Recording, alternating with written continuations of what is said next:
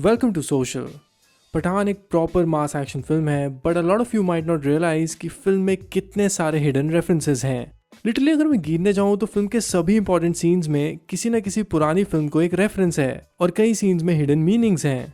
My name is विशाल और इस video में आपको पठान से जुड़े कुछ सिनेमैटिक रेफरेंसेस के बारे में बताऊंगा, जिससे आप फिल्म को और भी अच्छे से समझ पाएंगे। एंड मेक श्योर कि आपने पठान देखी है, बिकॉज इस वीडियो में बहुत सारे स्पॉयलर्स होने वाले हैं। अपनी कुर्सी की पेटी बांध लो, मौसम बिगड़ने वाला है। नंबर 1, जो ट्रक फाइट सीन फिल्म में आता है वो क्लियरली फिल्म धूम को एक रेफरेंस है। इफ़ यू रिमेंबर धूम, तो वहाँ भी जॉन अब्राहम विलन थे और वहाँ पे भी उन्होंने एक ट्रक के ऊपर फाइट किया था। सिमिलरली पठान में भी इसी तरह की फाइट सीन दिखाई जाती है and we can actually say that this is a clear homage to Dhoom. Number 2, ये भी एक धूम का रेफरेंस है जो पठान में दिखाया गया है। जिम एक सीन में पठान को बोलता है कि दूसरी लाइफ में हम दोस्त होते या फिर एक अलग लाइफ में हम दोस्त होते। बिल्कुल इसी तरह से कबीर का कैरेक्टर जय दीक्षित को धूम में ये लाइन कहता है। ये सीन तो मुझे एक्चुअली बचपन से ही याद था और मैंने फिल्म देखते हुए ही नोटिस कर लिया था कि ये तो क्लियर रेफरेंस है धूम को। नंबर 3, फिल्म में एक सीन आता है जहाँ पठान बताता है कि वो इतनी मिशंस में लड़ चुका है और टूट चुका है कि उसके अंदर लिटरली मेटल रॉड्स लगी हैं। उन्हीं मेटल रॉड्स की वजह से उसे एयरपोर्ट पे बहुत प्रॉब्लम आती है क्योंकि वहाँ पे मेटल स्कैन किया जाता है। ये सीन एक्चुअली एक शाहरुख खान की रियल लाइफ से एक मेटा रेफरेंस है। इतना बड़ा स्टार होते हुए भी जहाँ पे आपको पूरी दुनिया जानती है, फिर भी उन्हें कुछ कंट्रीज में रोका गया है because of his religion. Pathan में दिखाया गया ये सीन क्लियरली उनकी रियल लाइफ का एक मेटा रेफरेंस है। डिटेल नंबर 4, पठान एक फाइट करते हुए बोलता है घुंघरू टूट गए। ये आपको पता ही होगा कि किस मूवी का रेफरेंस है, वो है War. Both the films are directed by the same director, so it is very evident कि ये रेफरेंस वॉर को था।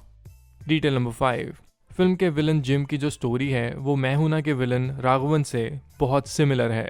सुनील शेट्टी की भी मैं हूं ना में कुछ इसी तरह की स्टोरी थी। अगर मैं आपको बताऊं तो दोनों फिल्म्स के राइटर अब्बास टायर वाला ही हैं, इसीलिए दोनों कैरेक्टर्स में सिमिलैरिटीज बहुत ज़्यादा हैं। Now the next detail is about एक था टाइगर को रेफरेंस। अगर आपको याद हो तो सलमान और कटरीना के कैरेक्टर कैमरा पे कॉट होते हैं, उसके बाद उनके पीछे पुलिस पड़ जाती है। इसी तरह से दीपिका को भी कैमरा पे स्पॉट किया जाता है। डिटेल नंबर 7, फिल्म में एक सीन आता है जहां जॉन अपने अंडरवेयर में दिखाई देते हैं, which is like his usual thing. और पठान जैसी फिल्म जो एक्शन पैक्ड है बहुत और उसमें ये सब की क्या ज़रूरत है, but then you have to realise that this is a tribute to Dostana. Dostana से ही जॉन अब्राहम का ये लुक फेमस हुआ था and Siddharth Anand has given a tribute to Dostana through this scene. Detail number 8, Pathan एक सीन में कहता है कि वो एक ऑर्फन है और उसे भारत माता ने ही रेज किया है। ये सीन शाहरुख खान के स्टारडम को लेके एक रेफरेंस है। जिस तरह से शाहरुख खान ने अपने पेरेंट्स को अपने फेमस होने से पहले ही खो दिया था एंड उसके बाद ही वो एक फुल फ्लेजेड स्टार बने। In many ways he has been raised by the love of the audience. Pathan में दिखाया गया भारत माता वाला सीन मेरे ओपिनियन में इसी चीज़ को एक रेफरेंस है। Now the next detail is about Deepika Padukone. बेशरम रंग सॉन्ग में आपने देखा होगा कि उनके जो इयररिंग्स हैं वहाँ पे स्नेक्स बने हुए हैं। It was definitely a reference कि वो पठान को बाद में धोखा देने वाली है and she can be very decisive. अब बात करते हैं कैसे रेफरेंस की जो दिल वाले दुल्हनिया ले जाएंगे से इंस्पायर्ड है। अगर आपको याद हो तो उसमें शाहरुख और काजोल फेक कपल की एक्टिंग करते हैं यूरोप में। उसी तरह से पठान में शाहरुख एंड दीपिका एक्टिंग करते हैं एक फेक कपल की जब वो रशिया में होते हैं।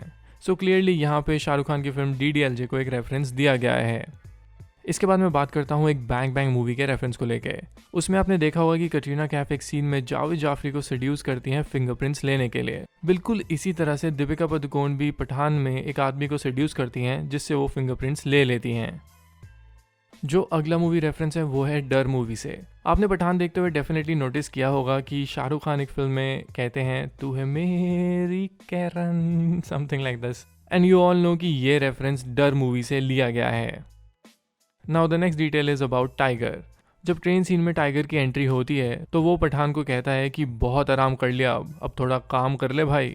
तो ये रेफरेंस शाहरुख खान की रियल लाइफ को लेके है जहां उन्होंने करियर में 4 साल का ब्रेक लिया था और पठान से वो वापस आए हैं।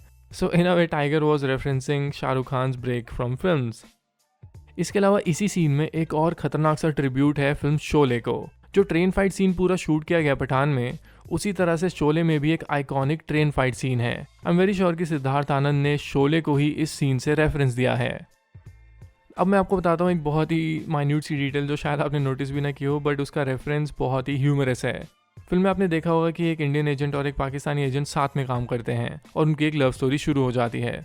उसी तरह से टाइगर जिंदा है में भी यही होता है। लिटरली पठान में जॉन का कैरेक्टर मॉक करता है कि ISI क्या कोई डेटिंग ऐप है। ये पूरा कॉमेंट स्पाई यूनिवर्स को एक मॉकरी था। दैट इज वाई मेकर्स ने जिम को ये डायलॉग दिया था कि वो कहीं ना कहीं हम सबके एक्सप्रेशंस को एक डायलॉग में बयां कर दे। लिटरली रॉ और ISI कब से एक साथ काम करने लगे इस तरह से? ये फिल्म के वर्ल्ड में ही पॉसिबल है। And that is why I think Jim इस बात का मजाक उड़ाता है और बहुत लोगों को ये चीज़ काफ़ी रिलेटेबल लगी होगी। फिल्म में एक सीन आता है जहाँ लिटरली जॉन 2 हेलीकॉप्टर्स को रस्सी से नीचे को कर देता है और ये रियलिटी में तो इतना पॉसिबल नहीं है, पर यहाँ पे जो रेफरेंस है वो जॉन इब्राहिम की एक्शन हीरो इमेज को है और सिद्धार्थ आनंद ने इस फिल्म में भी उनको पूरी तरह से सुपर पावरफुल दिखाया है। सो दैट इज वाई चाहे सत्यमेव जयते ऐसी खराब सी फिल्म हो या फोर्स जैसी एक्शन ड्रिवन फिल्म, जॉन की एक्शन हीरो पर्सनैलिटी को पठान में बहुत अच्छे से यूटिलाइज किया गया है।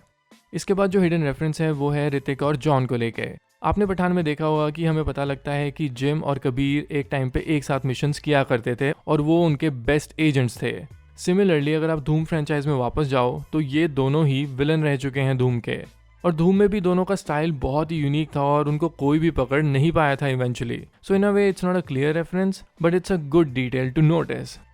Now let's go on to the last detail. Film का जो लास्ट सीन है जहाँ पे टाइगर और पठान का कैरेक्टर बैठ के बातें कर रहे होते हैं कि हमारे जाने के बाद ये सभी मिशंस कौन करेगा।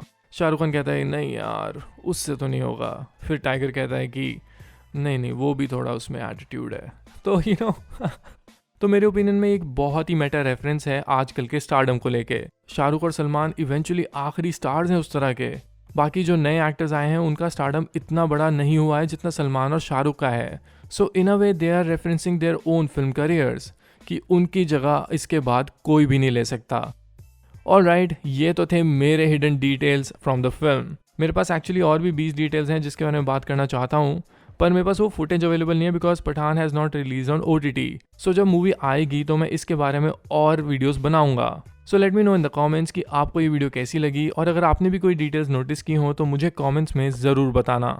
इसके अलावा if you like my videos you can follow me on Instagram and Twitter on my personal ID which is Vishal in cinema, जहाँ पर मैं सिनेमा के रिलेटेड चीज़ें पोस्ट करता रहता हूँ। So if you like my videos you can follow me there as well.